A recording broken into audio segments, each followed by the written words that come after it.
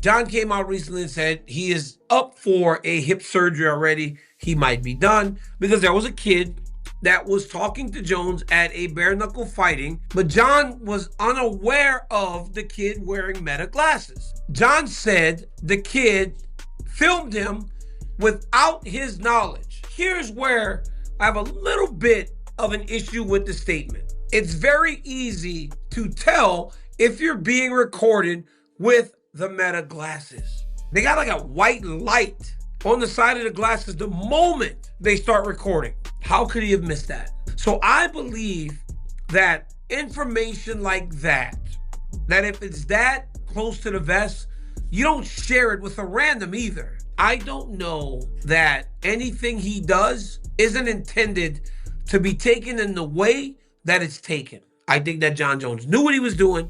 I think that he wanted people to know that he's injured. And I think that's exactly the way that he wanted it to happen. I've long said that I didn't think that Jon Jones was a great athlete. But I think for the first time, I actually believe that he might have some true issues with his hips. I believe Jon Jones is hurt. That was the video that made me believe that Jon Jones doesn't have anything left. There will be no wrestling match between him and I. So I think that people should now start to get ready for a day when they don't have Jones in fighting.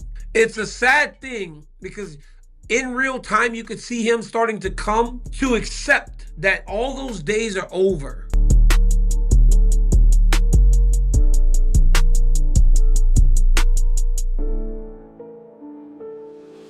So I am now, there you have it, Zuffa Boxing. I am now heading into matchmaking for the White House. Starts right now. Have a great day, everybody. Thanks for tuning in. What can you tell us, if you can tell us anything now, Dana, about the structure of the card? How many title fights is the right call? How many big names of old? Jon Jones, Conor McGregor, what are we going to see Sunday, June 14th? Well, we're going to figure that all out this week. But, you know, this is like a one-of-one event. It's something that will never happen again. You know, so all the logistics are done. And now it's time to, we believe that this is going to be the most watched UFC event ever. This is going to be the most unique, amazing night of our entire careers. So when we go to do something, I like to deliver, and I like to deliver big. So we are, it's going to be special.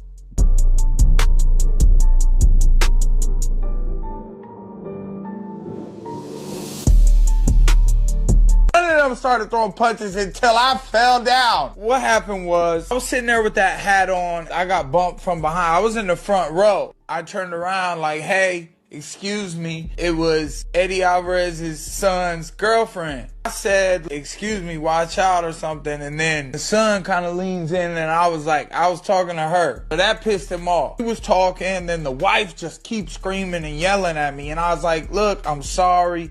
So then the son gets on me about my family and he's saying, look, you know, little hotheads can, you know, say some shit. I'm looking at Eddie with a side eye like, are you going to get either one of them before I start cussing at them and stuff? I'm getting mad. I'm lit. I was lit when I got there. So when the kid said that to me, I got a little heated.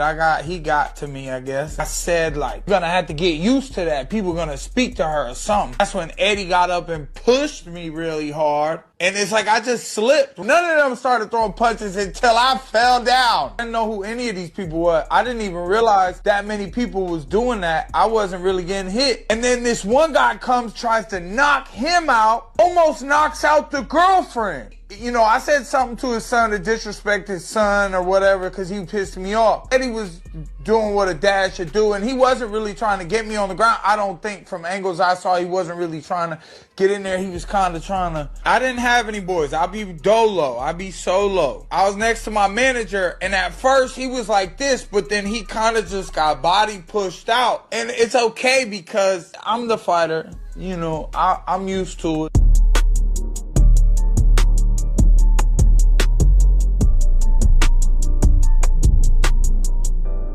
I think UFC is better than boxing. There's nothing wrong with that. I think it's great. The skill level is different. All right, so like, hold on. Let me ask you guys a question. You don't think like Jon Jones would dominate in boxing? Honestly. Hell no. What? Hell. Okay, Ilia Topuria. Tell him come fight me. He's a crazy boxer, bro. I don't care. Tell him come fight me. Hold on a second. What about... UFC is good for what they do, and we good for what we do. That makes You know sense. what I mean? But I just hate, and I'm gonna just say this right now, y'all boxers are so disrespectful to us athletes, bro, and the UFC. Shakur, I'm on you. Even though you beat Timo, all the stuff that Timo was talking, all that trash that he was doing, he's saying nigga, he throwing bananas at you and all that type of stuff, right?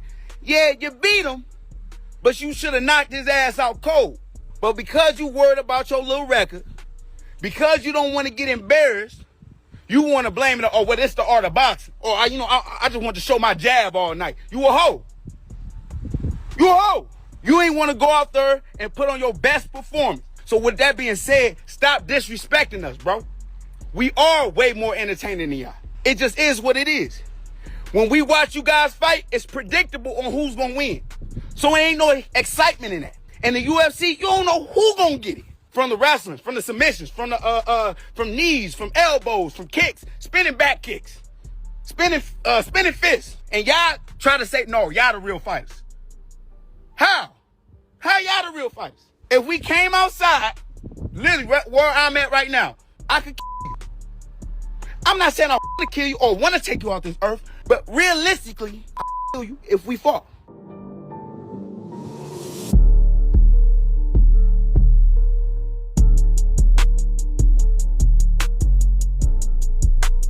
And now when you look at Arman Tsarukyan, after training with him, and if he fights Ilia Topuria, I think he has the athletic ability, the skill set, and the mixed martial artist and the mindset to be able to beat Ilia Topuria.